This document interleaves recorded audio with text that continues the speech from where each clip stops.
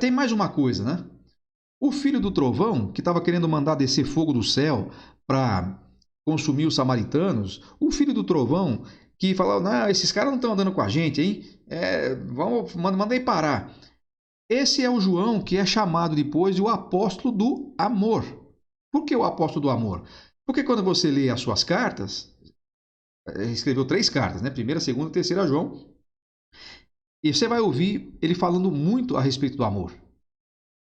Na verdade, ele recebeu um toque especial do Senhor na sua vida, a ponto de que ele, é, que talvez era intolerante e que era meio explosivo e que era de personalidade forte, ele passa a ser uma pessoa carinhosa, até na maneira de falar. Na sua carta, ele escreve aos filhinhos, né? Ele fala dos seus irmãos como se fossem seus filhinhos. Ele mostra uma preocupação pastoral incrível quando ele escreve a sua carta, a sua segunda carta. Eu sei que alguns entendem que aquela senhora que ele fala lá não é uma pessoa. Eu respeito se você pensa assim, tenho grandes amigos que pensam assim, mas eu entendo que era uma mulher, uma pessoa mesmo, uma senhora, uma mulher, a senhora eleita. E aí, nesse caso, os filhos são os filhos dela, a quem ele ama na verdade, e que ele fica feliz de ver os seus filhos também andando na verdade. Ah, depois ele escreve a mesma coisa para o Gaio. Há uma diferença assim colossal, abissal entre o João dos evangelhos e o João das epístolas. Por quê? Você sabe qual é o fator aí, é o efeito Jesus, né? De filhos de trovão, ele é transformado em apóstolo do amor. Os filhos de Zebedeu, né, esses dois aqui, talvez são um dos exemplos mais impressionantes de como é que a presença de Jesus na vida de uma pessoa pode mudar, né? Pode transformar completamente a pessoa, pode domar temperamentos, pode quebrar intolerâncias, pode derrubar orgulhos, porque na verdade um pouco daquilo que eles estavam fazendo lá era revanchismo orgulhoso. Ah, não quer receber a gente? Então, vamos dar uma lição para esses samaritanos aí. Ah, não anda no nosso grupo, né? Então, meu filho, vamos tirar a franquia. Franquia antidemônio aqui é só para nós. Você não. Pera, que história é essa? Isso não é resultado de, de alguém que está acompanhando e sendo moldado pelo Espírito de Jesus. Quem faz esse tipo de coisa, quem tem esse tipo de postura é outro, é outro lado lá, você sabe quem. Agora, depois que eles permitem que Jesus molde suas vidas, modele o seu caráter, aí a coisa fica diferente. Tiago tem pouco tempo para nos mostrar essa diferença, né? Porque ele morre logo no começo da história, mas ele se torna um líder lá na igreja, se torna uma pessoa importante. Ele revela assim uma firmeza. Tá, você fala, ele não tinha opção, mas ele não ficou esperneando lá, ele tinha convicção de que o tempo dele era chegado e quando chega o tempo dele, ele morre e pronto. E é interessante que o texto lá de Atos, que fala da sua morte, fala que a sua morte, o seu martírio serviu para reacender a paixão da igreja, porque o versículo 24 diz que, entretanto, a palavra de Deus continuava a crescer e a espalhar-se, né? Então, ele foi uma daquelas sementes que Deus semeia, né, para frutificar, para produzir ainda mais fruto. Acho importante aqui, e aí você sabe que eles vão, aí você vai dizer assim, tá vendo? Então quer dizer que não adiantou nada. Ele participou lá do grupo VIP e usou tão pouco aquela experiência para ajudar na igreja, porque só Pedro e João que vão ficar mais tempo. Mas Jesus não faz esse tipo de cálculo, sabe? Ele sabe o que ele quer da nossa vida, ele sabe o que ele, até onde ele vai nos usar, e a gente pode ter absoluta certeza de que até onde ele nos usar era exatamente onde a gente deveria chegar. Se você, bom, você hoje não precisa mais morrer, pelo menos aqui no nosso contexto, você não precisa mais morrer por sua fé, do ponto de vista literal. Nós não temos sido perseguidos fisicamente aqui, mas nós ainda morremos, né? Nós ainda temos uma limitação, né? E, tenha você 10 anos para viver ou 50 anos para viver, Isso não altera o fato que enquanto você vive, você tem que cumprir o propósito de Deus para a sua vida. E o que importa mesmo não é quanto tempo você vive, mas o que você faz no tempo que você vive. O que importa não é de que jeito você vai morrer. O que importa é o jeito com que você vai glorificar a Deus quando você morrer. É interessante que naquela conversa que Jesus faz lá com os discípulos lá na praia, né, João capítulo 21, Ana Camila, esse episódio só está em João, não procure em outros evangelhos, tá? Mas lá em João, esse episódio que Jesus conta, né, Jesus começa a falar com Pedro, ó, quando você era jovem, você ia para o lado que você quer, e assim por diante, né? E aí ele fala assim, não, agora depois, quando você for velho, vão te amarrar e vão te levar para onde você não quer.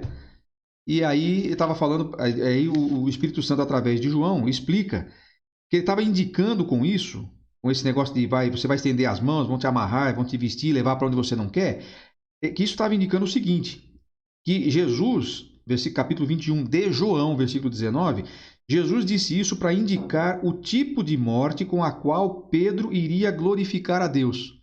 Eu sei, nós estamos falando aqui de Tiago e João, mas como eu não vou usar esse versículo para falar de Pedro, eu quero aplicar isso aqui. O tipo de morte com a qual Pedro ia glorificar a Deus. Fala a verdade. A gente, quando pensa em glorificar a Deus, e a gente ora isso até, né? Sim, ou alguns oram, de vez em quando a gente ora, ou pelo menos a gente canta isso, né? Que a gente quer glorificar o nome de Deus. Você já considerou que você pode glorificar a Deus na sua morte e que você vai glorificar a Deus na sua morte de algum jeito? Pelo menos aconteceu com Pedro isso. Aí eu te pergunto, e essa é a pergunta que tem que ser feita. Eu não sei responder por que Tiago foi morto pela espada de Herodes e João e Pedro foi liberto milagrosamente. Não sei explicar por que Tiago foi o primeiro a morrer e João vai morrer só décadas depois. Não posso explicar isso. Mas a pergunta não é essa. A pergunta é: eles glorificaram a Deus?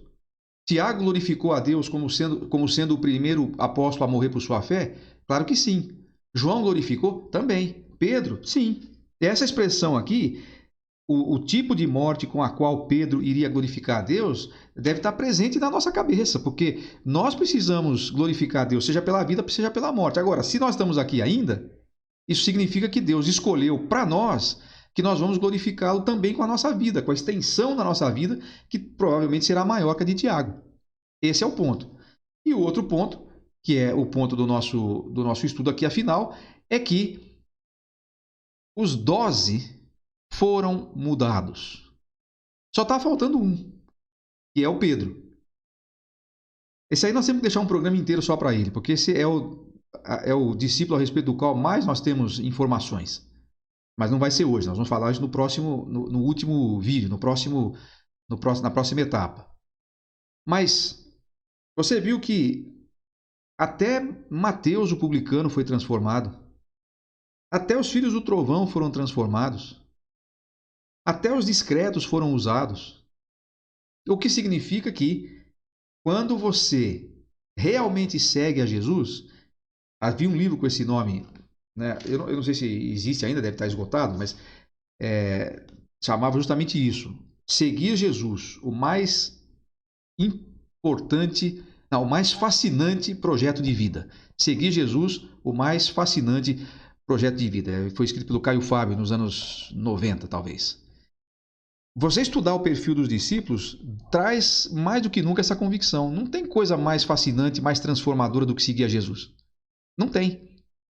A transformação que nós vamos tendo na medida que vamos caminhando com Jesus é algo que não tem o que faça.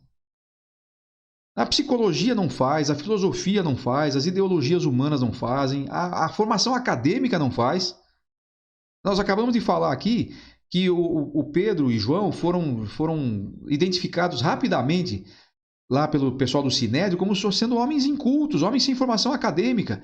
Quem é que tinha a formação acadêmica? O pessoal que estava sentado nas cadeiras do Sinédrio.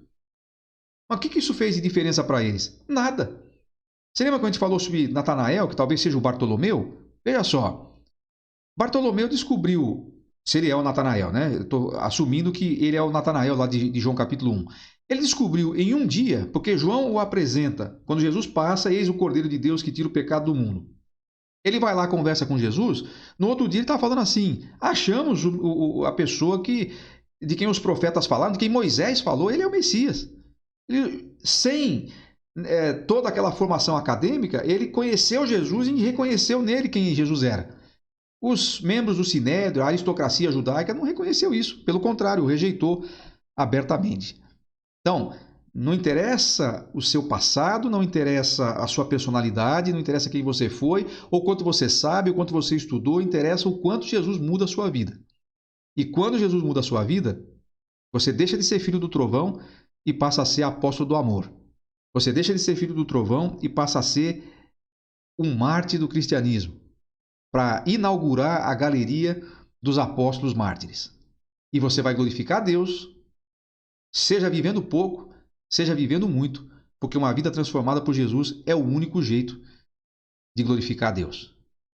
Então, hoje são esses dois doses, o Tiago e o João. E não perca o último, que é Pedro. O Pedrão, o Rocha, mas que era uma rocha meio lascada, né? De vez em quando ele fazia umas. E aí no próximo vídeo a gente vai falar deles. Aquela história que eu contei, a tribo dos Aúca. Se você gostou dessa história e quer saber mais sobre ela, procure. Eu, se não me engano, deve ter no Netflix. Alguém me disse que tinha no Netflix ou no Now, eu não sei. Terra Selvagem. Assista esse filme. Eu chorei. Eu para assistir um filme inteiro é difícil. Para chorar num filme, então, esse aí eu chorei de ficar sem lágrima para chorar mais. É muito emocionante a história, e é uma história real, verídica. Se você leu, eu li O Piloto das Selvas quando eu tinha 7 anos de idade. Aquela história me impactou muito. Mas o filme é realmente muito emocionante, eu recomendo fortemente, né? Então, é isso aí, pessoal. Eu espero que tenha sido útil para você e a gente se encontra no próximo vídeo, quando nós vamos falar na parte 5 do último dose, o mais famoso, o mais conhecido, o nosso Simão Pedro, e assim nós encerraremos